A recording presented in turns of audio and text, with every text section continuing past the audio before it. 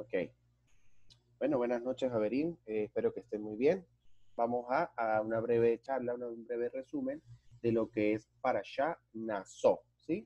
Este, bueno, entonces, esta Parashá trata varios temas, ¿sí? Es la Parashá más larga de toda la Torá. Es esta Parashá Naso, ¿correcto? Bueno, vamos entonces a lo que es la Parashá Naso. Recordemos que la Parashá Naso comienza con el conteo de las familias de los Gershonitas, que son levitas, y las familias de los Meraritas. ¿Para qué fueron seleccionados entonces las familias de los Gershonitas? La familia de los Gershonitas fueron seleccionados para preparar los materiales, tejido y cortinas y cubiertas, y lo que era las telas que separaban el Kodesh del Kodesh HaKodashim, del Ohel Moed y el patio de partida, que eran transportados. También ellos fueron seleccionados para cantar durante las ofrendas diarias de Olá, lo que eran las ofrendas matutinas y las vespertinas, así como también durante todas las ofrendas Olá comunales y las ofrendas Shelamim, que son las ofrendas de paz, que eran ofrendas comunales de la festividad de Shavuot. Recordemos que en la época del Beit Hamikdash, estos levitas, ellos cantaban, ¿sí? Ellos cantaban de acuerdo al día de la semana, ¿sí? Ellos cantaban de acuerdo al día de la semana. Por ejemplo, un canto que a mí en lo particular pues me gusta mucho es el canto del día de Shabbat, ¿sí? Que es el Teilim 92, ¿sí? El arranca así, Mismor Shir Leyon a Shabbat, que es un salmo para el canto de Shabbat. Es un Teilim que a mí en lo particular me encanta. Tov Leodot, ¿cómo arranca? Como nosotros cantábamos en la sinagoga, ¿sí? En época cuando pues estábamos en nuestra comunidad, que espero, bueno, no duremos tanto tiempo, ¿sí? El Salmo 92, Tov Leodot, que es bueno agradar a Hashem. ¿Para qué fueron entonces seleccionados los Benei Merari? Entonces, ellos fueron seleccionados para acarrear lo que eran tablas, cerrojos y cuencos del Mishkan. ¿Y por quién eran supervisados los meraritas? Los meraritas eran supervisados por el mismo Aarón a Cohen, ¿correcto? Ellos eran supervisados por Aarón a Cohen. Para esto fueron seleccionados los meraritas. Recordemos que todos ellos eran familia de Moshe.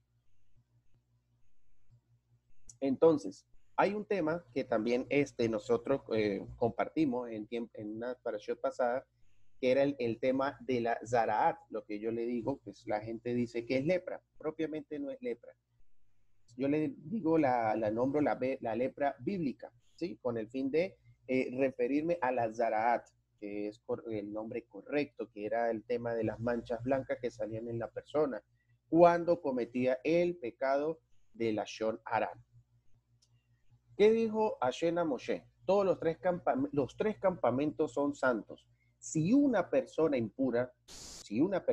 impura, puede que abandonar el primero, el segundo o en uno de los tres campamentos de acuerdo con la severidad de su impureza, de acuerdo con la severidad de su tumá.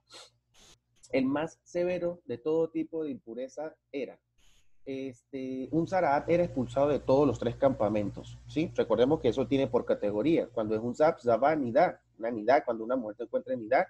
Y una mujer que hubiese dado luz recientemente. Recuerden que eran excluidos de los dos campamentos, el Mahané Shehinah y el Mahané Leviá.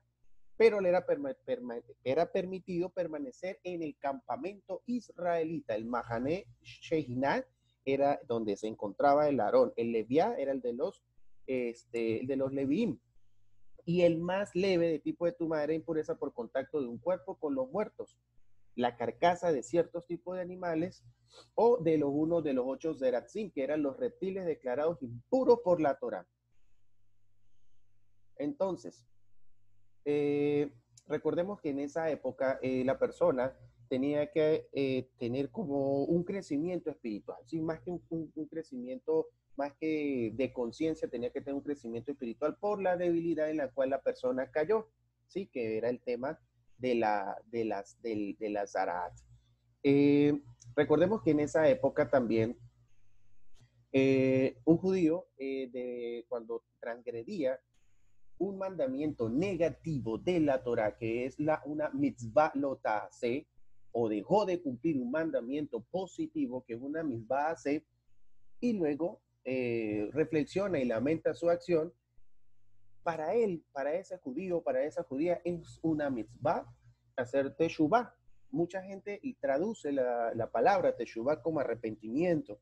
Otros rabinos, otros sabios, lo traducen como retorno, ¿sí? Como un retorno al sendero de la Torah.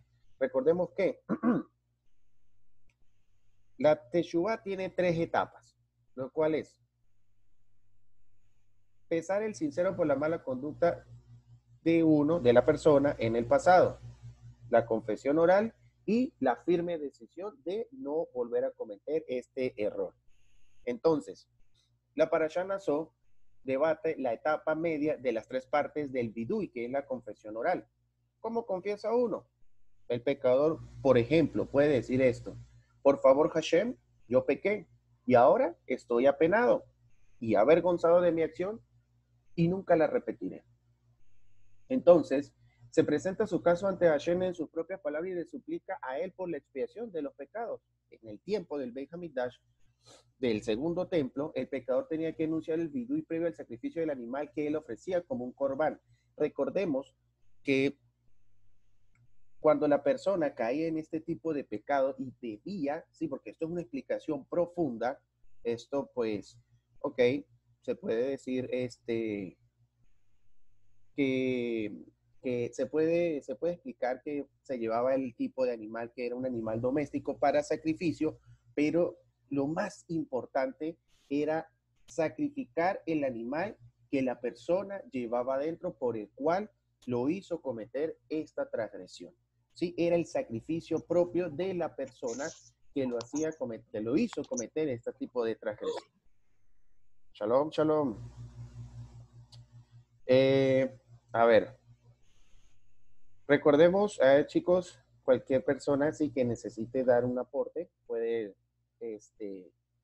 participar, ¿sí? Esto es una clase corta de la Parashá porque, pues, por problemas de salud, que todavía, pues, tengo un poquito de resfriado, de alergia, no pude dar la clase del miércoles pasado, ¿sí? Cualquier duda la podemos aclarar en este momento, pero podemos también aclarar la duda el día miércoles, que es el día de la Parashá.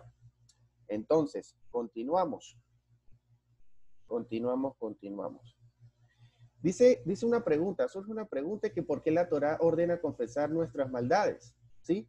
El Midrash da 2 explicaciones bastante razonables, bastante poderosas. La primera es, 1, confesando un pecado al Todopoderoso, nosotros admitimos nuestra creencia en que Él castiga a los pecadores y recompensa a aquellos que observan sus mismos. Una completa confesión, porque es un completo vidui, fortalecerá grandemente al pecador en su determinación de mejorar su conducta en el futuro y lo ayudará a persistir en su teshuvah. Dice Hashem en su palabra: tan pronto como un judío admite que él hizo un mal, yo soy misericordioso con él. Quien quiera que hace o que dice el vidui antes de morir tiene una porción en el Olam Abba, en el mundo por venir, el mundo venidero. Si no sabe cómo recitar un vidui, se le ordena decir que mi muerte sea una expiación para todos mis pecados. Continuamos esta parashá Naso. Hay algo que hay un tema que yo profundicé, estuve también investigando lo que es también el tema de Gesel Ager, que es la ley concerniente al reembolso del robo a un ger que falleció. ¿Qué es un ger? ¿Qué es un ger? Un ger es un converso, una persona, ¿sí? Que pues aparentemente no tiene ningún tipo de antepasado o conexión con el judaísmo y decide, los sabios dicen, no decide convertirse, decide retornar, ¿sí? A lo que es la fuente de vida y la fuente de sabiduría. Entonces, cuando ese retornado fallece, ¿cómo se le recompensa? Esa es la ley del Gesell Ager. Ok. Es más o menos así. Si un converso moría sin dejar herederos alágicos, lo más probable es que se haya convertido en una edad avanzada, cuando ya no podía tener hijos. Entonces, ¿qué pasaba con esto? Cuando una persona ya hacía su guión, pero no tenía hijos, sí, hijos que fueran judíos o judías, toda esta recompensa, todos estos bienes materiales, se hacía heredar todo lo que era el cuerpo de los Kohanim, el cuerpo de Kohanim, tanto los Kohanim de Dios como los Kohanim, como el Kohen Gadol, ¿correcto? Si la persona no tenía herederos, ¿sí? Si la persona no tenía herederos. Este tipo de alajá no solamente se aplica a los judíos de nacimiento, sino también a los conversos. Las leyes de la Torá demuestran cuán grande es el amor de Hashem a aquellos quienes han acudido a las salas de la Shejina. O sea, la ley es para todos. Entonces, en el tiempo del Beit HaMikdash, era una misbah importantísima dar el maaser. ¿Qué es el maaser? El maaser es el 10% de lo producido, ¿sí? Por un granjero judío, evidentemente. ¿Qué pasaba? Si una persona, recordemos que un judío cuando da, ¿sí? Bien sea su maaser, o bien sea un aporte, o bien sea una sedaca, tiene que darla de corazón. Cuando una persona daba el maaser del 10% de lo producido, pero lo retenía para sí o lo daba de mala gana, eh, sucedían ciertas cosas que no eran muy favorables para esa persona, hablándolo en términos físicos o en términos espirituales, ¿sí?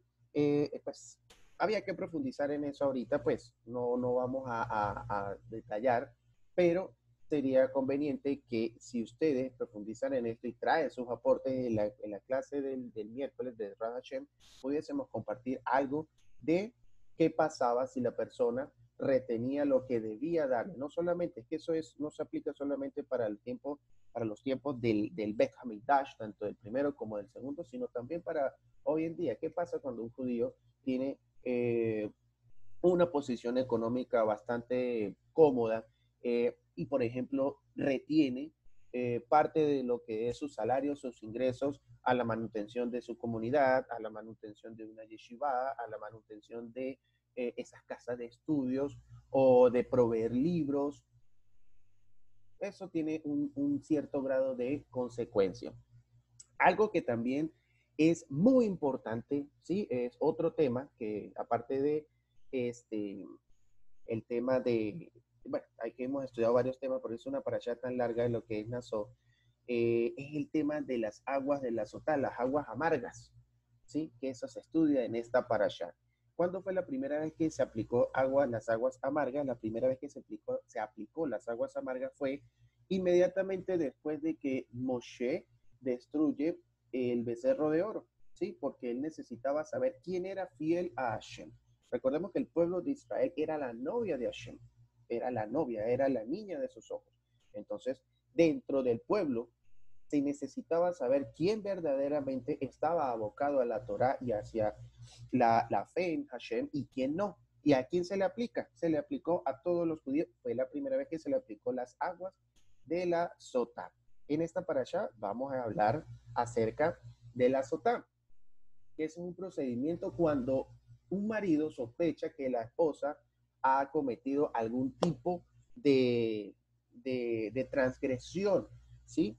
Infidelidad, por ponerlo así. Cuando un marido advierte, sí, a su esposa, no te vayas con fulano o tal, y subsecuentemente dos testigos observan que esa mujer estuvo a solas con una persona por un tiempo por un periodo de tiempo en el cual pudo haber cometido un acto bochornoso, ella se vuelve prohibida para su marido hasta que se le aplique las leyes de la sotá, ¿sí? Entonces, ¿qué pasaba? La palabra sotá es una palabra que denota como tonto, como lento, ¿sí? Como falto de velocidad para cumplir una mitzvah. La mujer no considera los resultados de su conducta lo suficientemente. Fue arrebatada por su pasión o su deseo, una debilidad. Fue débil en su carácter. Entonces, esta palabra también denota apartarse de.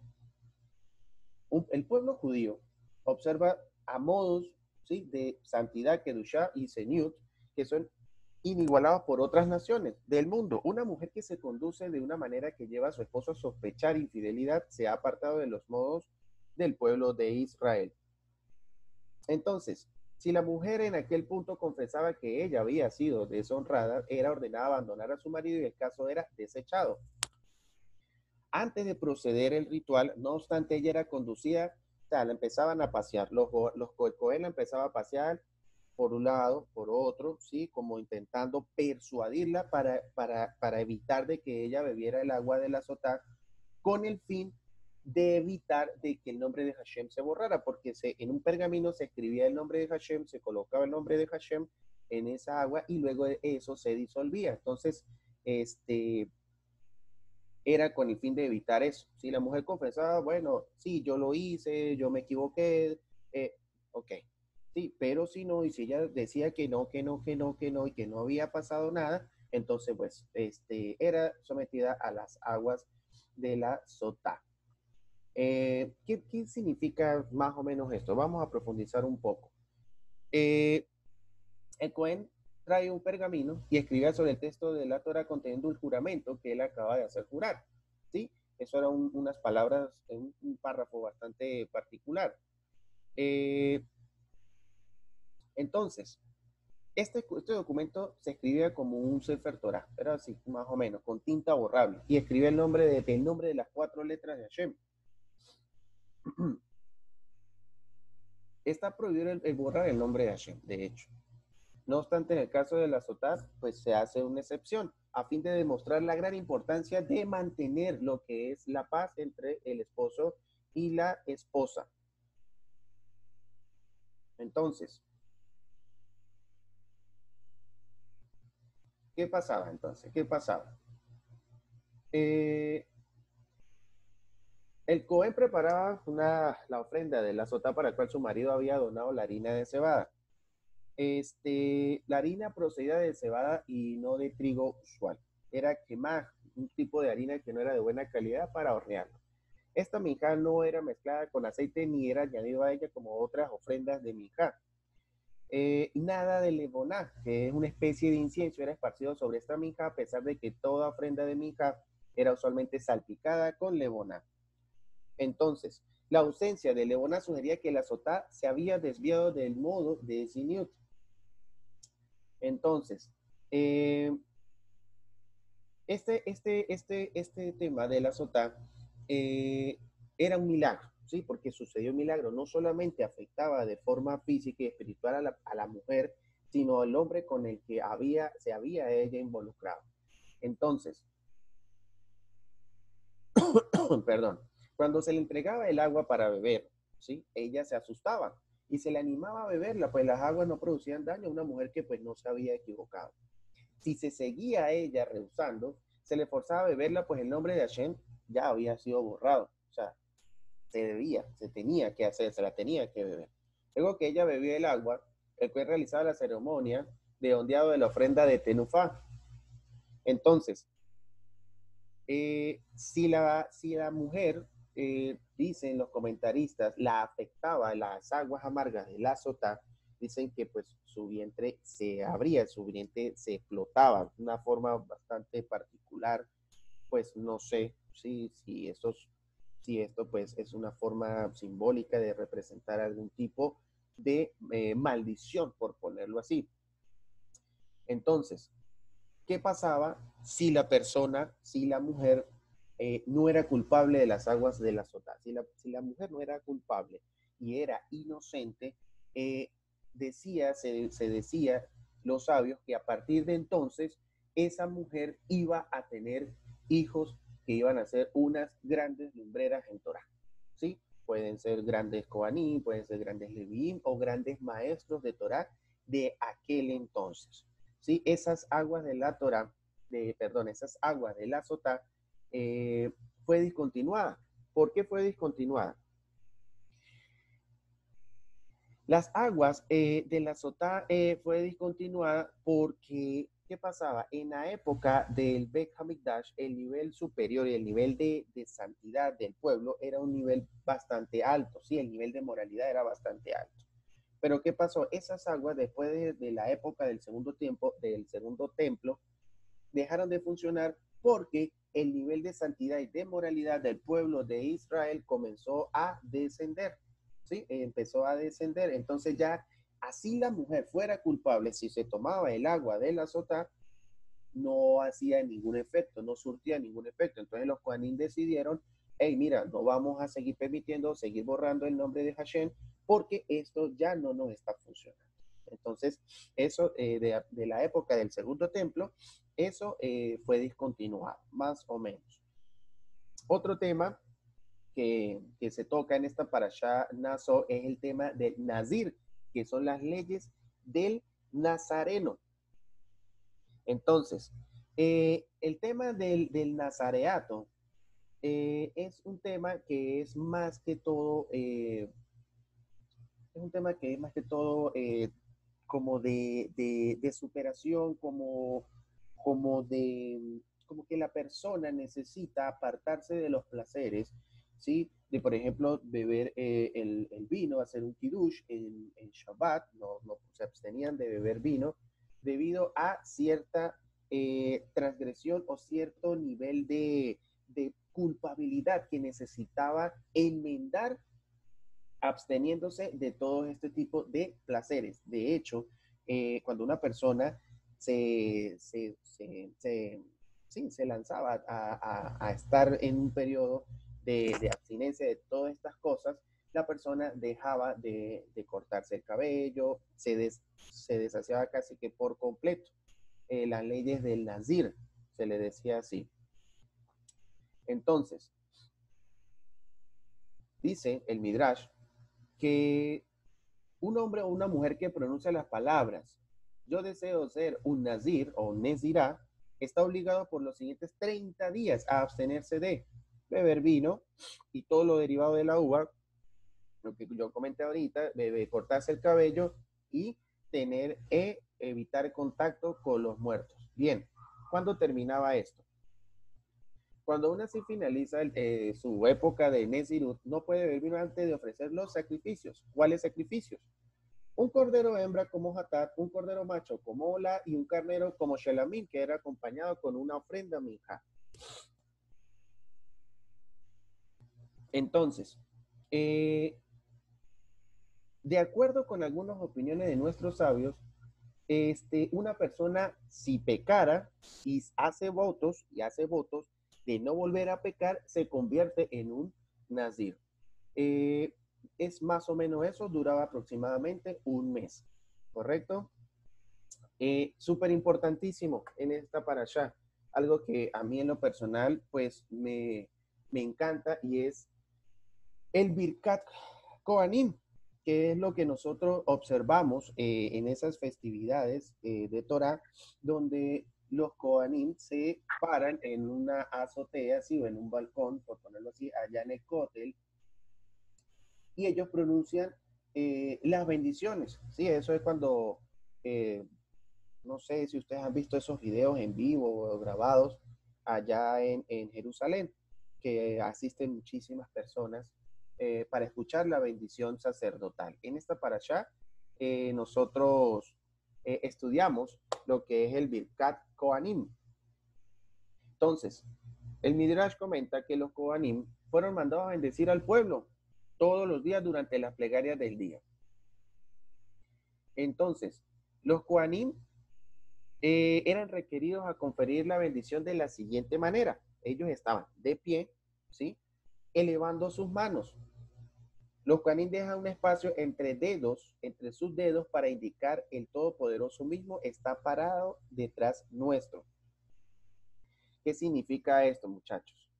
Es prohibido, ¿sí? Es prohibido hacer ese movimiento de mano, esa forma de los manos, de los dedos, ¿sí? Cuando el Kohanim abre las manos y abre estos espacios para acá y estos dedos para acá, a mí en lo personal pues me cuesta, no he podido hacerlo, pues tampoco es bueno, porque dice que ahí está posada la Shejinah, la presencia divina. De hecho, cuando los Kohanim están allá en Jerusalén haciendo el Birkat Kohanim, los judíos miran hacia el cote y no miran allá donde están parados los Kohanim, ¿sí? Porque pues ahí está la Shejinah, la presencia divina. El Birkat Kohanim consta de 3 versículos. El primer versículo es que Hashem os bendiga y os proteja. Este versículo promete riquezas materiales y éxito. El segundo versículo contiene la bendición espiritual, que Hashem cause a su Shejinah brillar sobre vosotros. Y el tercer versículo es que Hashem eleve su rostro hacia vosotros. Entonces, estas bendiciones, querido comunitario, se hace en realidad si el pueblo se aboca al estudio de Torah y el cumplimiento de las sagradas misbot. Sin embargo, ¿qué es lo que pasa en este momento? Sin embargo, una persona que no esté muy alineada con los preceptos de la Torah, igual a él sobre él recae ese Birkat Kohanim. O sea, eso es en colectivo, es una veraja que es en colectivo, no es solamente para unos o para otros. Eso es en colectivo. Si una persona está bien cumpliendo Torah, siendo Shomer Shabbat, comiendo kasher, no pasa nada, pero si la persona está como que más o menos, ¿sí? Por el tema de su día a día, que ahora le toca el teletrabajo, por cualquier razón, de igual manera a esa persona se le recita el Birkat a Kohanim.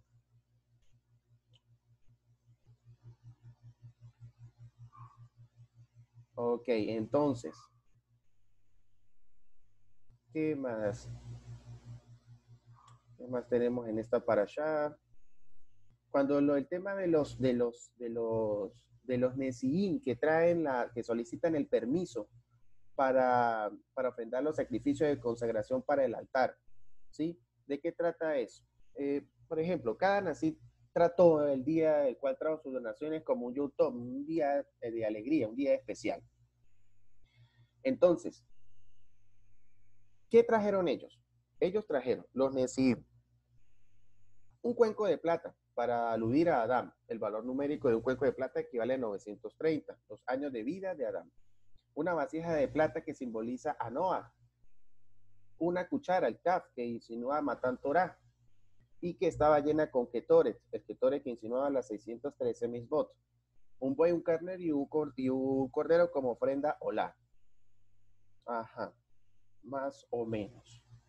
Fue esto. Entonces, ¿qué dice el Midrash?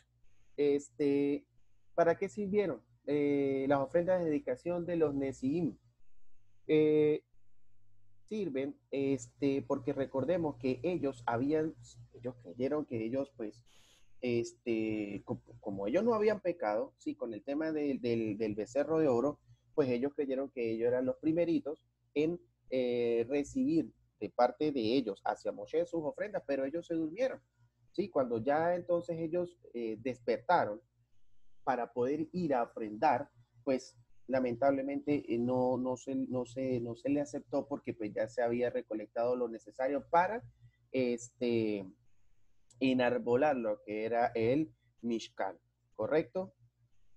¿Cómo concluye esta parashá? Esta parashá concluye, y cuando Moshe vino al Ohel Moed para hablar con él oyó la precisa voz que había oído en Arsinai. Ahora ella emanaba de Caporet, que era la tapa del Aarón. que estaba sobre el Aarón entre los querubín, y de allí la voz le habló a él. ¿Sí? Más o menos así concluye esta, eh, esta parashá con estas palabras. Entonces, aquí todavía en esta parashá habla del gravísimo pecado de la Lashon Hara. Dice así, abro comillas. El Eterno habló a Moshe para decir, ordena a los hijos de Israel que envíen fuera del campamento a todo individuo aquejado de Zaraat, a todo que tenga una emisión y a todo el que haya sido contaminado por un cadáver. Dice la Torá que habían 3 campamentos, el campamento de la presencia divina, el de los levitas y el de los israelitas, y dentro de ellos estaba el Mishkan, tal como lo explica Rashi. El área al interior de las cortinas del atrio era el campamento de la presencia divina, donde estaba ubicada la tienda del encuentro. Alrededor de ella estaba el lugar donde acampaban los levitas, y desde allí hasta el final del campamento, en las 4 direcciones cardinales, se extendía el campamento de los israelitas. Hashem, ¿sí? Su infinita misericordia se dirige en palabra a Moshe, ordenándole la necesidad de cuidar la santidad del campamento, y por ello ordena que todo leproso y aquel que tuviera una emisión o que se hubiera impurificado con un muerto se alejara del campamento para no dañar la santidad. Hay distintos grados de tumá, como lo estudiamos en Parashot pasada, ¿sí? Y conforme a su gravedad, la persona la alejan del campamento. Mientras más grande es la impureza, pues más alejada la persona la alejan del campamento. Rashi, ¿sí? Explica que el leproso cuya impureza era muy grave debía alejarse de los 3 campamentos y permanecer aislado tal como está escrito. Aislado deberá permanecer fuera del campamento, será su moral. Vaikra 13:46. Por el contrario, quien tiene una emisión y tiene permitido permanecer dentro del campamento de Israel, pero es alejado del campamento de la Shekinah y del campamento de los levitas. Quien se impurifica con un muerto es un grado más bajo de impureza. Solo es alejado del campamento de la Shekinah, pero puede permanecer en el campamento de los levitas y el campamento de y los israelitas. Nuestro sabio explica esto señalando que con el pecado del becerro de oro volvieron al pueblo todos los defectos y las enfermedades de las cuales se habían curado en el momento de la entrega de la Torá. ¿Qué pasaba? Que en el momento de la entrega de la Torá, el pueblo de Israel no estaba sujeto ni al destino, lo que es el Mazal, ni tampoco estaba sujeto a la espada del ángel de la muerte. ¿Sí? Se alcanzó un grado de inmortalidad, pero caímos lamentándolo mucho en ese pecado. Nosotros lamentándolo mucho, pues caímos en ese pecado. Ajá. Cuenta aquí el libro de el Rab Hanania Pinto. Otra explicación es que las personas afectadas de Zaraat se habían enfermado como resultado de cometer el pecado de la Lashon Hara, de la mala lengua. Un pecado que lamentablemente es muy común tanto en esa época como hoy en día. Por lo menos, los de aquella época tenían la infinita misericordia, ¿sí? De que si se estaba hablando de la Lashon Hara y la persona no era consciente de la debilidad que estaba padeciendo en ese momento, pues Hashem le mandaba señales. ¡Hey, cambia! Mira lo que estás haciendo, modula, cambia ese comportamiento. Pero hoy en día, una persona que habla la Lashon Hara, ¿cómo sabe, sí, que está hablando la Lashon Hara, si es juzgándolo para bien, que de manera inconsciente? Porque no hay señales, ¿sí? No hay señales. No hay nada que nos indique, hey, una alarma, por ejemplo, el sonido del celular. Tú sabes que hay una señal porque el teléfono vibra, suena, hay un mensaje, puede haber un mensaje de WhatsApp, una llamada, hey, pero hoy en esa época ese era el WhatsApp de ellos. Cuando se equivocaban, había una señal, ¿sí? Por parte de Hashem, pero hoy en día no tenemos esa tecnología que nos indica que podemos estar cometiendo una transgresión de ese nivel. Entonces, podemos ver una prueba de la gravedad de este pecado en lo ocurrido con Miriam, la profetisa, la hermana de Moshe, quien a pesar de decir muy poco sobre su hermano Moshe y de hacerlo con buena intención, se vio afectada de Zaraat y debió alejarse del campamento. Vemos en las escrituras que Miriam fue a hablar con su hermano Aarón y que cuestionó el hecho de que Moshe se hubiera divorciado no, separado físicamente de su esposa Zípora, quien es llamada Cushif, Una mujer a quien se describe como bella físicamente y de bellos actos. Miriam argumentó que si la razón por la que Moshe se había alejado de su esposa era por honor a la presencia divina, también nosotros somos profetas. Es decir, que ella y Aarón eran profetas, mantenían sus matrimonios y no se divorciaban. Entonces, la palabra de Miriam fueron tomadas como la Shonará, ¿sí? Incluso que iba en beneficio de su cuñada, porque como sabemos, el rey y el presidente de un pueblo actúa como modelo para todo el pueblo y el camino que ellos siguen, que en este caso era Moshe. ¿Será que el pueblo tomará para sí? Por esa razón, Miriam temió de que si Moshe se divorciaba de su esposa, Sípora, todo el pueblo lo tomaría como una señal de que era meritorio comportarse de esa forma y de inmediato todo el mundo entonces se divorciaría. Bueno, chicos, traté, sí, de resumir lo más que pude, pero hay muchísimo por aprender en esta Parashá Naso porque hay variedad, gran variedad de temas, ¿sí? En la cual uno puede sacar muchísimas enseñanzas. Me queda menos de 1 minuto 30 segundos. Si alguien desea una pregunta sin de gran explicación, lo podemos aclarar de Ezrat Hashem el día miércoles a la hora habitual en nuestra Parashá Baloteja. No sé si alguien, la doctora Eliana, vi que abrió micrófono. Un comentario, que siempre que hay impureza de un cadáver, entonces se debe uno lavar las manos a la salida del cementerio, hacer lavado de manos y se quita la impureza hasta el otro día. Ok, gracias por su aporte, doctora. Bueno, entonces, chicos. El tiempo. Antonio, se oye muy mal. No se oye, Antonio. No se oye. Si tienes un aporte o si tienes una duda, la aclaramos el miércoles, ¿sí? De Rahashem, igual pues no queda mucho para finalizar esta clase de Parashá Naso. Bueno, Javerín, gracias por su tiempo. Recuerden que debe cada uno de manera particular. Muchas gracias. Gracias a ustedes por su tiempo de estudiar la Parashá semanal. Si Meir Medina se le imposibilita, no puede, ¿sí? Entonces, traten de estudiarla, traten de reflexionar.